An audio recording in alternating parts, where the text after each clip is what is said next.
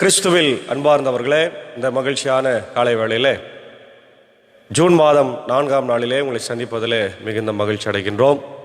இந்த காலை நேர இறை தியானத்தை நம்ம ஆரம்பிக்கலாம்.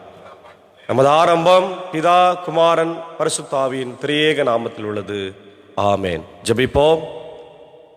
இரக்கத்தில் ஐஸ்வர்யமுள்ள எங்கள் நல்ல கடவுளே, எங்களை படைத்தவரே, பராமரிக்கிறவரே, வழிநடத்துகிறவரே, எங்களை ரட்சித்த ஏசாண்டவரே, எங்களை வழிநடத்துகிற தூய ஆவியானவரே, திரியேக கடவுளே, இதோ இந்த திருத்துவ நாட்களுக்காக ஆண்டவரே நாங்கள் நன்றி சொல்லுகின்றோம். இந்த நாளிலும் உடைய இறை வார்த்தையை நாங்கள் கேட்க எங்களை ஜீவனோடு எழுப்பியிருக்கிறீர் ராஜா. நன்றி தகப்பனே. கடந்து போன இரவில் எங்களோடு கூட இருந்து எங்களை ஆசீர்வதித்து ஜீவனோடு எழுப்பினீர். நன்றி. தொடர்ந்து இந்த நாளின் எல்லா பணிகளையும் ஆண்டவரே எங்களை ஆசீர்வதியும். குறிப்பாக இந்த நாளின் இறை செய்தி, பாடல் வேலை, ஜெப வேலை ஆசீர்வதியும். இதை கேட்டு பயன்பெறுகிற எல்லா மக்களுக்கும் உம்முடைய இறை ஆசிரியர்களை தந்து வழி நடத்தும். இறை மைந்தன் இயேசுவின் மூலம் ஜெபிக்கிறோம் நல்ல பிதாவே, ஆமேன். காலை வேளையிலே நாம் 298வது ஞான பாடலாகிய கிறிஸ்துவின் ரத்தம் நீதியும் என் அலங்கார சால்வையும் என்ற பாடலை சாரோடு இணைந்து நாம் பாடுவோம்.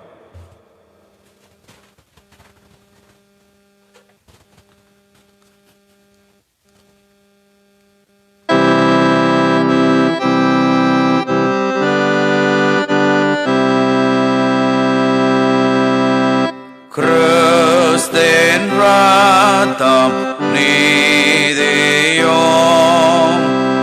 என் அலங்காரம் சால்வையும் அதை உடுத்திட்டாடியே தெய்வாசனத்தின் முன்னிற்பேன்.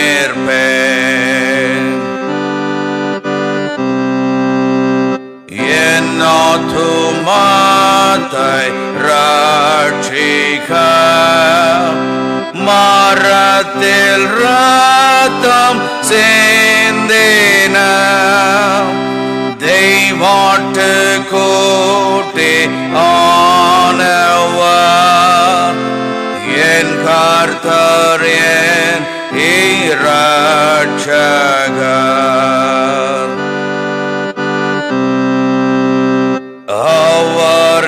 அவரிரத்தம் யாவிலும் உயர்ந்த செல்வம் ஆஸ்தியும் அதென்றைக்கும் பரத்திலே செல்லும் மெய் மீட்பு பொருளே.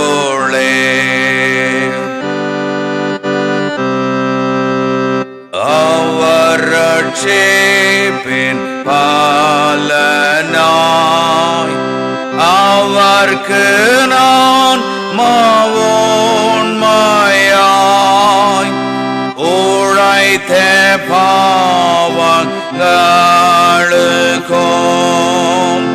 முற்றும் மறித்து தேறினோம்.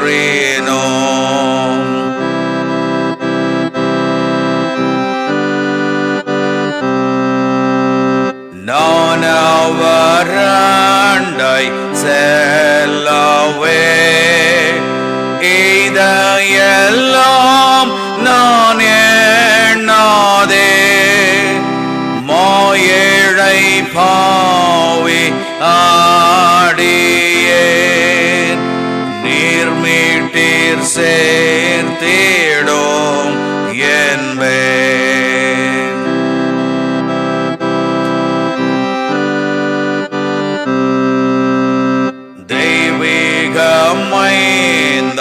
இயேசுவே மனிதனாய் நீர் ஜென்மித்தே உயர்ந்த வேலை என்னையும் கொண்டிரென்றே நான் போற்றவும்.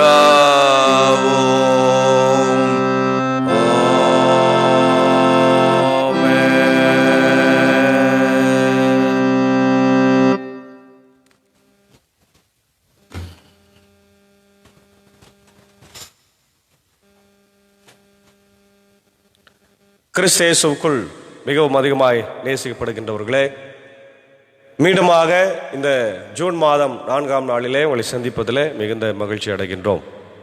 இந்த காலை வேளையிலே நாம் தியானிக்கும்படியாக கொடுத்திருக்கிற திருமறை பகுதி, அது ஆதியாகமம் 3ஆம் அதிகாரம் 8 முதல் 15 வசனங்கள். அன்பார்ந்தவர்களே, திருமறையில் முதல் புத்தகத்தில் மிக முக்கியமான காரியங்கள் என்னென்ன சொல்லப்பட்டிருக்கிறது என்பதை நாம் அனைவரும் அறிந்த ஒன்றே. கடவுள் படைப்பின் கடவுளாக இருக்கிறார். திருமறையில் முதல் கண் இடம்பெறும் இந்த நூல் இஸ்ரவேலின் மக்களின் வரலாற்றை, மனித இனத்தினுடைய தோற்றத்தையும் இது இணைத்து நமக்கு சொல்லுகிறது.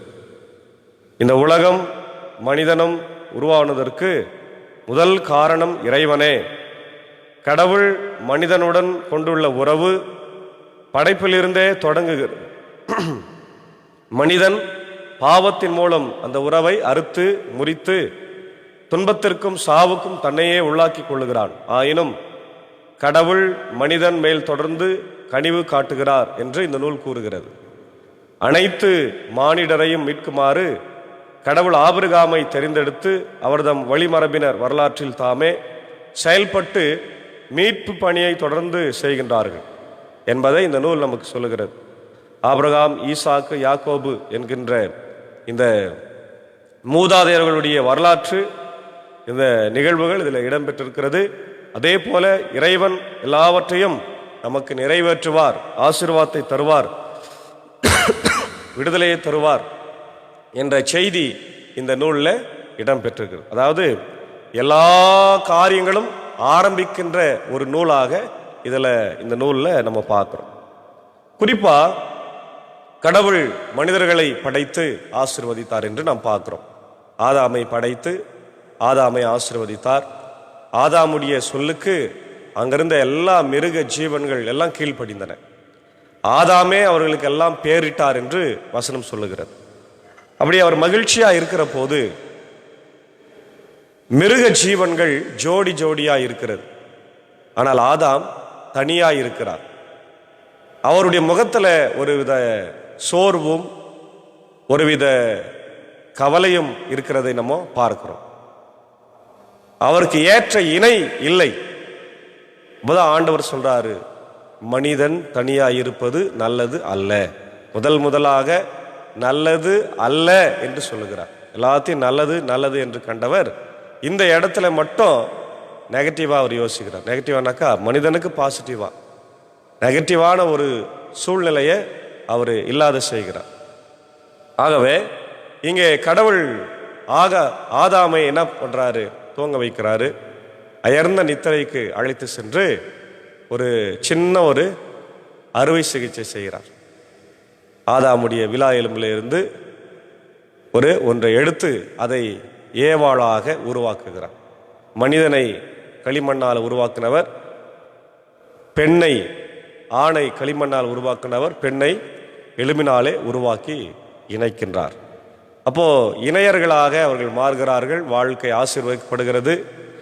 கரெக்டா பிசாசு வந்து அவர்களை சோதிக்கிறான்.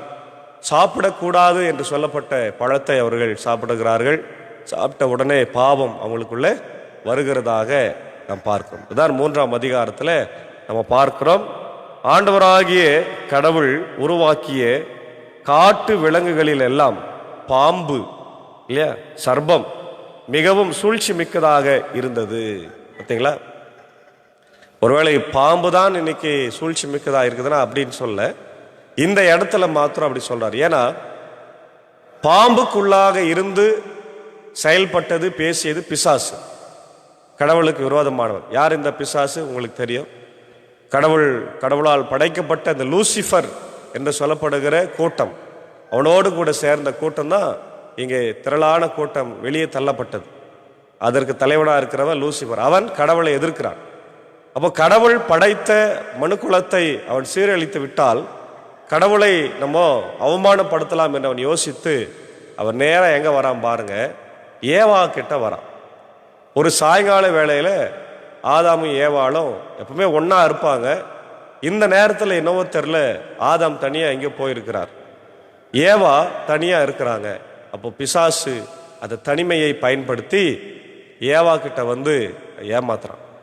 கடவுள் ஏதாவது சொன்னாரா? இதுதான் இன்றைக்கு ஒரு மிகப்பெரிய கள்ள உபதேசமாய் மாறுகிறது. ஆமென். ஏன்னா நம்ம கிட்ட தனியா இருக்கும்போது தான் பிசாசு என்ன பண்றான், நம்மளை சோதிக்கிறான். அப்ப நம்ம என்ன பண்ணோம், கடவுளோடு இருக்கணும். தனிமையா இருந்தா கூட ஜபித்து கொண்டே இருக்கணும். இல்லைன்னா நம்ம ஒரு 2 பேர் 3 பேர் கூட ஜபித்து கொண்டு இருக்கணும். இந்த தனிமை என்பது நம்மளை இன்னைக்கு நிறைய தவறான வழிகளிலே நடத்துகிறது. குறிப்பா இன்னைக்கு தற்கொலை முயற்சியை செய்வதற்கு தூண்டுகிறது, தவறான காரியங்களை செய்வதற்கு தூண்டுகிறது, தவறான சிந்தனைகள் வருவதற்கு காரணமா இருக்கிறது.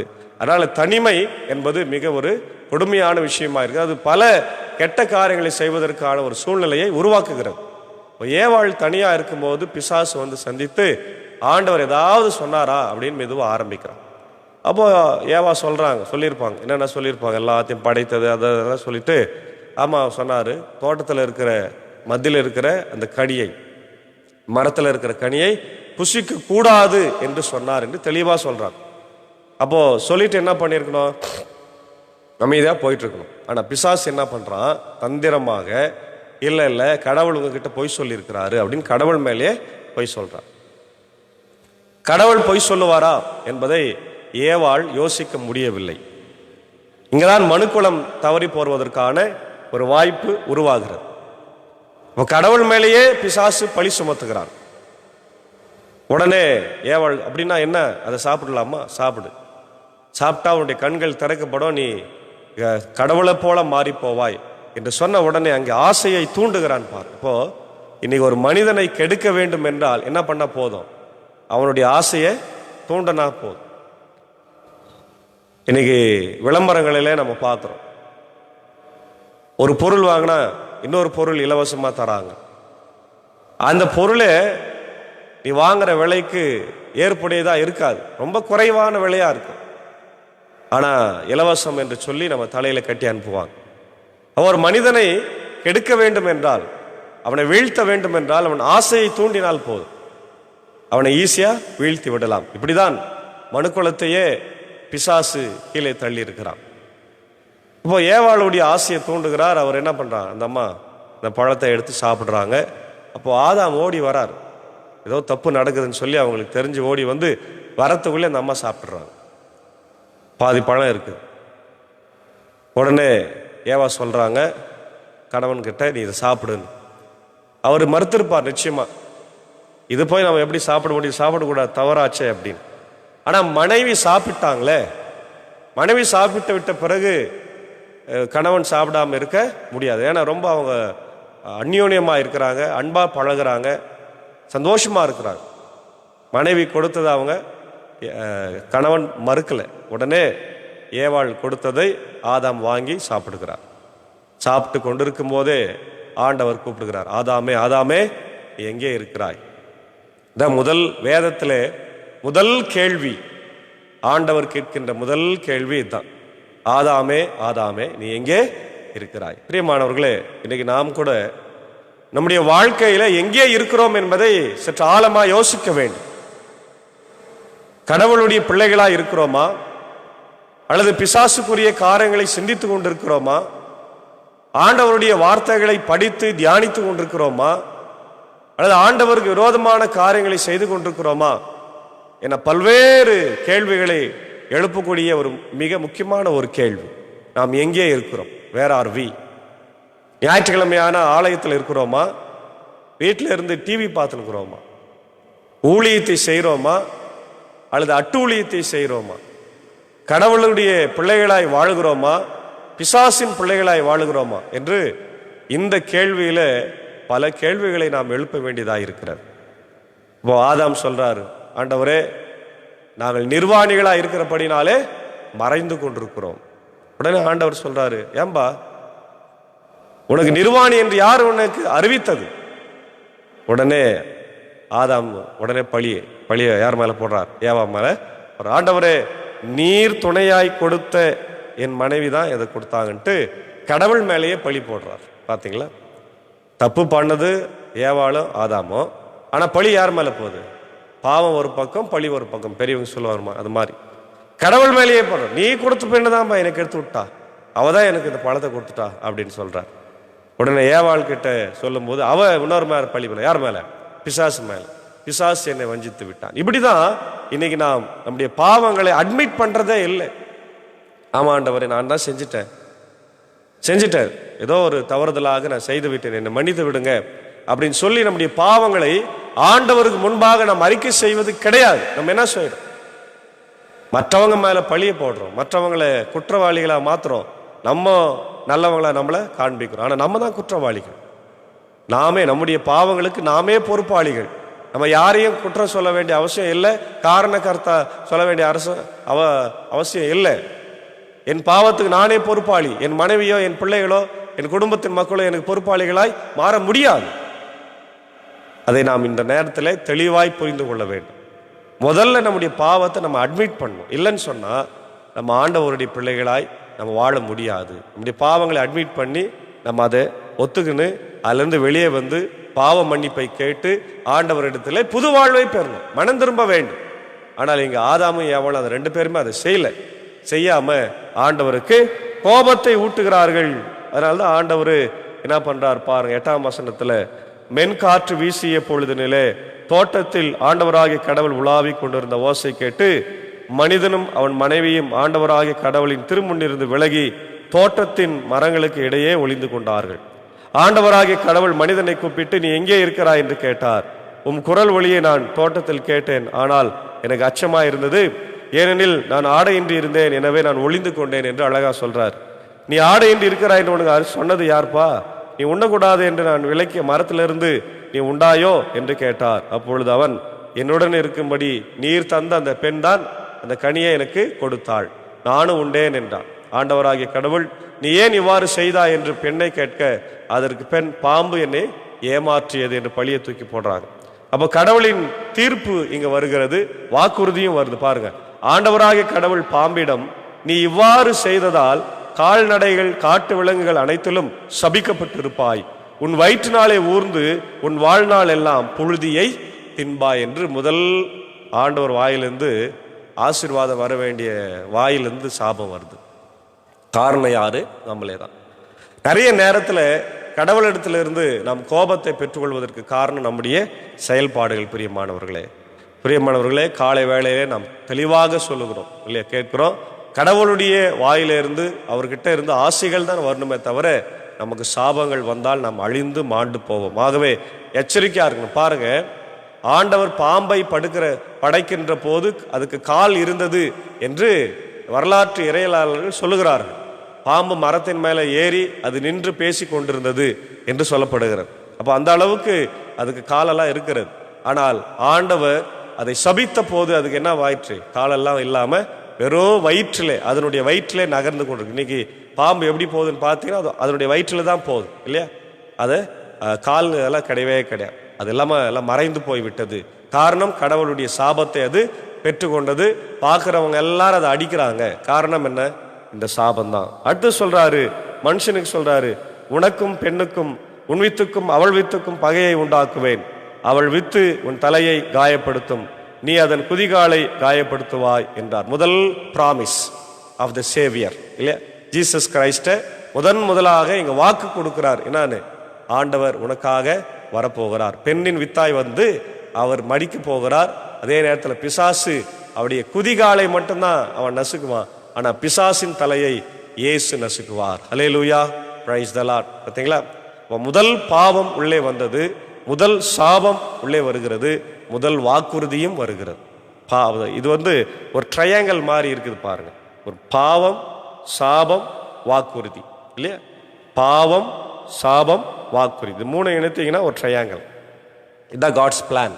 அப்போ பாவம் காட்ஸ் பிளான் இல்லை, சாபம் காட்ஸ் பிளான் இல்லை, ஆனால் அவர் மீட்டு எடுக்கிறது காட்ஸ் பிளான். நம்ம செய்த பாவம் நமக்கு சாபத்தை வருவிக்கிறது. சாபத்தில் இருந்த ஆண்டவர் நமக்கு பாவ மன்னிப்பை கொடுத்து நம்முடைய வாழ்வை மாற்றுகிறார். ஆகவே இந்த காலை வேளையில ஆண்டவர் கொடுக்கிற இந்த மீட்பு, அவர் கொடுக்கின்ற வாக்குறுதியை நாம் நம்பி அதில் ஜீவிக்கும்படியாக நாம் அழைக்கப்பட்டிருக்கிறோம். குறிப்பா பாவத்தில் இருந்து விலகி நாம் ஆண்டவருடைய பிள்ளைகளாக மனம் திரும்பி வாழ வேண்டும் என்று அழைக்கப்படுகிறோம். பழியை நம்ம மற்றவங்க மேலெல்லாம் சொல்லக்கூடாது. நான் செய்த பாவத்துக்கு, நான் செய்த அக்கிரமத்துக்கு நிறைய நான் மற்றவங்கள தான் காரணம் சொல்கிறேன். இப்போ வீடுகளில் ஒருவேளை கணவன் மனைவிக்குள்ளே நிறைய பிரச்சனை வந்தால் நம்ம உடனே என்ன சொல்லுவோம்? எல்லாத்துக்கும் என் மனைவி தான் காரணம். மனைவி கிட்ட கேட்டால் எல்லாத்துக்கும் என் கணவன் தான் காரணம். மாறி மாறி மாறி குறை சொல்லே இருந்து கடைசியாக குடும்பத்தில் நிம்மதியே இல்லாமல் போகும், சமாதானம் இல்லாமல் போகும். இன்றைக்கி நிறைய குடும்பங்கள் பிரிவதற்கும் அது காரணமாக இருக்காது. முதல்ல என்னுடைய பாவத்தை நான் அட்மிட் பண்ணணும். என்னுடைய ஷார்ட் கம்மிங்ஸ் இருக்கிறது, என்னுடைய தவறுகள் இருக்கிறது. ஆமாம், நான் தவறு செஞ்சுட்டேன், நான் பாவம் செஞ்சுட்டேன், நான் மன்னிப்பு கேட்டுக்கிறேன். ஒரு சின்ன சாரி கேட்கறதுல ஒரு பெரிய உறவு மலர்கிறது. பிரியமானவர்களே, நிறைய நேரத்தில் நம்ம அந்த சின்ன சாரியை நம்ம மன்னிப்பு கேட்கிற அந்த காரியத்தை செய்யாதனால நிறைய உறவுகள் பிரிந்து போகிறதா இருக்கிறது. ஆகவே காலை வேளையிலே நம் பாவங்களை அறிக்கை செய்வோம், பாவங்களை அட்மிட் பண்ணுவோம். ஆண்டவர் கொடுக்கிற வாக்குறுதியை பெற்று ஆண்டவருடைய பிள்ளைகளாய் வாழ தூய ஆவியானவர் தாமே நம்மை வழிநடத்தி காப்பாராக. ஆமென். ஜெபம் செய்வோம். இரக்கத்தில் ஐஸ்வர்யம் உள்ள எங்கள் நல்ல கடவுளே, எங்கள் ராஜாதி ராஜாவே, கர்த்தாதி கர்த்தாவே, இது ஆசீர்வதிக்கப்பட்ட மனமகிழ்வான இறைவா, ஜூன் மாதத்தின் 4ஆம் நாளுக்காக நாங்கள் நன்றி சொல்கிறோம். கடந்த இரவில் எங்களோடு கூட இருந்தீர். எங்களுடைய ஆண்டவரே வாழ்க்கையில் ஒரு புதிய நாளை தந்திருக்கிறீர். நன்றி ஆண்டவரே. குறிப்பாய் இந்த நாளிலே நாங்கள் கேட்ட வார்த்தைகளுக்காக ஸ்தோத்திரம். ஆதாம் ஏவாளை படைத்து அவர்களை ஆசீர்வதித்து ஆண்டவரே 5 நதிகள் ஓடிக்கொண்டிருக்கிற ஆண்டவரே ஏதேன் தோட்டத்திலே அவர்களை நீர் ஆசீர்வாதமாய் வைத்தீர். நல்ல உணவு, பழங்கள், ஆசீர்வாதமான ஒரு வாழ்க்கை, நிம்மதியான ஒரு வாழ்க்கையை தந்தீர். ஆனாலும் கூட அவர்கள் உம்முடைய வார்த்தைக்கு செவி கொடாமல் கீழ்ப்படியாமல் போனதனாலே பாவம் உலகத்திலே வந்தது. பாவம் சாபத்தை கொண்டு வந்தது. ஆனால் ஆண்டவரோ தொடர்ந்து சாபத்தை எங்களுக்கு தராமல் ஆண்டவரே வாக்குறுதியை கொடுத்து, இதோ நான் உங்களுக்கு ஒரு குமாரனை அனுப்புவேன், அவர் வந்து உங்களை ரட்சிப்பார், அவர் பிசாசின் தலையை நசுக்குவார் என்கின்ற வாக்குறுதியை ஆண்டவரே நீர் கொடுத்திருக்கிறீர். நன்றி ஆண்டவரே. காலை நேரத்தில் தொடர்ந்து கேட்ட வார்த்தைகளிலே ஆண்டவரே, நாங்கள் எங்கள் பாவங்களுக்கு நாங்கள் தான் பொறுப்பு, நான் தான் பொறுப்பு, என்னுடைய பாவத்துக்கு நான் தான் பொறுப்பு, அதற்கு என் மனைவியோ என் குடும்பத்தின் மக்களோ பொறுப்பாக மாட்டார்கள் என்பதை உணர்ந்து எப்பொழுது நாங்கள் பாவத்தை ஆண்டவரே அட்மிட் பண்றோமோ அப்பதான் இந்த வாழ்க்கை நல்லா இருக்கும் என்பதை உணர்ந்து கொள்ள நம்முடைய ஆவியானவரை தாருங்க. மனம் திரும்புதலுக்கு ஏற்ற கனிகளை கொடுக்க எங்கள் வாழ்க்கையில் நம்முடைய ஆவியானவரை தாருங்க ராஜா. இந்த இறை வார்த்தைகளை கேட்டுக்கொண்டிருக்கிற அகில உலகத்தில் இருக்கிற எல்லா மக்களுக்காக ஜெபிக்கிறோம். குறிப்பாக நாளின் ஊழியத்தில் எங்களோடு இருக்கிற என்னுடைய அன்பர் சாருக்காக, என்ஜக்காவுக்காக, அன்பான பிள்ளைகள் மார்த்தால் மரியாளுக்காக ஜெபிக்கிறோம். குடும்பத்தை ஆசீர்வதியும் பலப்படுத்தும், தேவையை சந்தியும். இப்படி சாக்கோ சாருக்காக, டீச்சருக்காக ஜெபிக்கிறோம். ஆசீர்வதி ராஜா. இதோ இந்த பிராட்காஸ்டை உதவி செய்கிற ஜான்சன் சருக்காக, குடும்பத்திற்காக ஜெபிக்கிறோம். கர்த்தர் எல்லாரையும் ஆசீர்வதித்து இந்த ஊழியத்தை செய்யும்படியான சூழல்களை இன்னும் அதிகமாய் தர வேண்டுமாய் ஜெபிக்கிறோம். காலை வேளையிலே ஆண்டவரே என்னுடைய இந்திய தேசத்திற்காக ஜெபிக்கிறது நாளிலே ஆண்டவரே அடுத்த 5 ஆண்டுக்கான தலைவரை எங்களுக்கு தரப்போகிறீர். ஆண்டவரே ஒரு நல்ல தலைவர் வர வேண்டும் என்பதை நாங்கள் தினந்தோறும் ஜபித்து கொண்டிருந்தோம். ஆண்டவரே எங்கள் ஜபங்களுக்கு நீர் நிச்சயமாய் பதில் தருவீர் என்று நாங்கள் நம்புகிறோம் ராஜா. ஒரு மனித நேயம் உள்ள ஒரு தலைவரை ஆண்டவர் அனைத்து சாதி, மதம், இனம், மொழி பேதம் மக்களெல்லாம் நேசிக்கிறவரை எங்களுக்கு தர வேண்டுமா ஜபிக்கிறோம். எல்லா மாநிலத்தையும் ஆசீர்வதிங்க. தேர்தல் முடிவுகள் வருகிற போது எந்த அசம்பாவிதங்களும் ஆண்டவரே தீவிரவாத செயல்களும் சக்திகளும் தலைவர் ஆண்டவரே இந்திய தேசத்தில் தலை ஓங்காதபடி காத்துறணும். தொடர்ந்து எங்களுடைய ஆண்டவர் தமிழ்நாட்டையும் ஆசீர்வதி, சட்டம் ஒழுங்கு எல்லாம் எல்லா இடங்களிலே அமைதியான முறையில் வாக்கு எண்ணிக்கை நடைபெறட்டும். தொடர்ந்து உலக நாடுகளுக்காக ஜபிக்கிறோம். ஆண்டவரே எல்லா இடத்திலும் இன்னைக்கு போர்கள், பதட்டங்கள், பிரச்சனைகள் ஆண்டவர் நடந்து கொண்டே இருக்கிறது. எல்லாவற்றையும் மாற்றுங்க. இந்த இறை வார்த்தைகளை பல்வேறு நாடுகளில் இருந்து கேட்கின்றவர்களை ஆசீர்வதி. America, UK, Australia, New Zealand, Philippines, gulf கண்ட்ரிஸில் இருக்கிற மக்கள் எல்லாரையும் தேவன் ஆசீர்வதிக்க வேண்டுமா ஜபிக்கிறோம். குறிப்பாக நாங்கள் சார்ந்திருக்கிற இந்திய சுவிசேஷ லுத்தரன் திருச்சபை, 3 சபை சங்கங்கள், போதகர்கள், ஊழியங்கள், திருச்சபைகள், ஆண்டவரே 3 சபை சங்கங்களுடைய பொறுப்பாளர்கள், குறிப்பாக அவருடைய ILC பொறுப்பாளர்களுக்காக வேண்டிக் கொள்கிறோம். நாங்கள் கொடுக்கப்பட்ட பொறுப்புகளை சரிவர செய்ய கிருபை தார் ஆண்டவரே. என்னுடைய அருமையான ஸ்தாபனங்கள், பள்ளிக்கூடங்கள், சிறப்பு பள்ளிக்கூடங்கள், பெதஸ்தா மருத்துவமனைக்காய் கண்ணீரோடு ஜபிக்கிறோம் ஆண்டவரே. நிச்சயமாய் ஒரு நாள் அதை திறக்கப்பட வேண்டும் என்று சொல்லி நான் ஜபிக்கிறேன். உதவி செய்தார்கள் ராஜா. இதோ இந்த நாளில் கூட பலவீனமானவர்கள் உண்டு, கஷ்டத்தில் துன்பத்தில் இருக்கிறவங்களும் உண்டு. எல்லாரையும் கண்ணோக்கி பாருங்க. குறிப்பாக ஆண்டவர் இந்த நாளிலே திருமண நாளைக்கு நன்றி செலுத்திக் கொண்டிருக்கிற என்னுடைய ஆண்டவரே கண்கடியா மேல்நிலைப் பள்ளியினுடைய தலைமை ஆசிரியரும் தாளருமாய் இருந்து பணி பெற்று ஓய்வு பெற்றிருக்கிற என்னுடைய ஜெபசாருக்காக மெர்சி டீச்சருக்காக ஜெபிக்கிறோம். ஆண்டவரே, இருவரையும் கர்த்தர் நீர் உம்முடைய ஊழியத்திற்காக பயன்படுத்தி கொண்டிருக்கிறீர். நன்றி ஆண்டவரே. தொடர்ந்து உம்முடைய தெய்வீக கிருபை ஆசீர்வாதம் சாரோடு டீச்சரோடு தங்கியிருக்கட்டும். ஆண்டவரே, தொடர்ந்து அநேக திருமண நாட்களை கண்டு மென்மேலும் ஆசீர்வாதங்களை பெற்றுக்கொண்டு இந்த உலகத்தில் உமக்காக ஊழியம் செய்ய கிருபை தார் ராஜா. பெற்றெடுத்துக்கிற அன்பான பிள்ளைகள், மருமக்கள், பேர பிள்ளைகள் யாரும் நினைவு கூறுகிறோம். 3 பிள்ளைகளையும் ஆண்டவர் வெளிநாட்டில் இருக்கிற அந்த பிள்ளைகளை கர்த்தர் ஆசீர்வதியும். குறிப்பாக அன்பு சகோதரி திருமதி பமிலா ஐசக் அவர்களுக்காக ஜெபிக்கிறோம். இந்த நாளிலும் மகள் ஆண்டவரே தன் திருமண நாளை கண்டு நன்றி செலுத்துகிறார்கள். அவர்களையும் அவருடைய அன்பான கணவரையும் 2 ஆண்டவரே அன்பான ஆண் பிள்ளைகளையும் கர்த்தர் ஆசீர்வதியும். அமெரிக்க தேசத்தில் இருக்கிற போது உம்முடைய கிருபை அவளோடு தங்கியிருக்கட்டும். அதே போல அன்பு மகன் ஜெஃப்ரி, அவருடைய அன்பு மனைவி திருமதி ஷேரோன் ஜெஃப்ரி அவர்களுக்காக ஜெபிக்கிறோம். 2 பெண் குழந்தைகளுக்காக ஜெபிக்கிறோம். அவர்களையும் ஆசீர்வதிங்க. ஆண்டவர் தேவையை சந்திங்க. அதே போல அன்பு பிள்ளை டெரிக்காக குடும்பத்திற்காக ஜெபிக்கிறோம். தொடர்ந்து இப்படி தெய்வீக கரம் இந்த குடும்பத்தோடு இருக்கிற நாளில் எல்லா ஆண்டவர் நிகழ்வுகளையும் கண்டு அவர் நன்றி செலுத்த கர்த்தர் கிருபை தார். அதே போல நாளில் பிறந்த நாளை திருமண நாளை கண்டு நன்றி செலுத்துகிற எல்லாரையும் கர்த்தர் ஆசீர்வதிங்க ராஜா. பலவீனமாக இருக்கிற மூத்த விசுவாசிகள், தாய்மார்கள், 1000 அம்மாக்களுக்காக ஜெபிக்கிறோம். டீச்சர்ஸ்க்காக ஜெபிக்கிறோம். குறிப்பாக அவருடைய ராஜ்குமார் ஐயருக்காக, நிக்சன் ஐயருக்காக ஜெபிக்கிறோம். பலவீனமார்களை கண்ணோக்கி பாரு ராஜா. என்னை குணமாக்கும் கர்த்தர் நானே, உன்னுடைய பலவீனத்தில் என் பலன் பரிபூர்ணமாய் விளங்கும் என்று வாக்களித்திருக்கிற ஆண்டவர் தாமே இவர்களோடு தங்கியிருந்து எல்லா தேவைகளையும் சந்திக்க வேண்டுமா ஜெபிக்கிறோம். கர்த்தாவை இந்த நாளிலே கூட அடியேன் பணியாற்றி கொண்டிருக்கிற ஆண்டவரே பாப்பனப்பள்ளி போத ஓட்டத்திற்காகவும் தொடர்ந்து நாங்கள் வேண்டிக் கொள்கிறோம். குறிப்பாய் பாப்பனப்பள்ளி திருச்சபைக்காக ஜெபிக்கிறோம். ஆலயம் கட்டுமான பணிகளை ஆண்டவரை தொடங்குவதற்கு தேவையான பண உதவி, பொருளாதார உதவிகளை என் தேவன் சந்திக்க வேண்டும் என்று நான் ஜெபிக்கிறோம். தொடர்ந்து ஆண்டவரே இந்த நிகழ்வை யூடியூப் வழியா, ஃபேஸ்புக் வழியா, ஆண்டவரே வாட்ஸ்அப் வழியா பார்த்து பயன்பெறுகிற எல்லா மக்களுடைய இல்லங்களிலே இறை அமைதி சமாதானத்தை தந்து நீர் வழி நடத்தும். நீரை பொறுப்பேற்றுக் கொள்ளும் ஆசீர்வதியும். இதனாலே மீண்டுமாக ஒரு முறை கூட ஜெபிக்கிறோம். தேர்தலுடைய ஆண்டவர் ரிசல்ட் ஆண்டவரே இந்திய தேசத்திற்கு ஒரு ஆண்டவரை முன்னேற்ற பாதையிலே அமைகின்ற ஒரு ரிசல்ட்டாக இருக்க வேண்டும் என்று தாழ்மையோடு கெஞ்சி மன்றாடுகிறோம். துதிகான மகிமை உமக்கே செலுத்துகிறோம். இறை மைந்தன் இயேசுவின் மூலம் ஜெபிக்கிறோம் நல்ல பிதாவே, ஆமென். நமது ஆண்டவராக இயேசு கிறிஸ்துவின் கிருபை, பிதாவின் அன்பு, பரிசுத்த ஆவியின் ஐக்கியம் நம்முடைய ரோடு கூட இருப்பதாக. ஆமென்.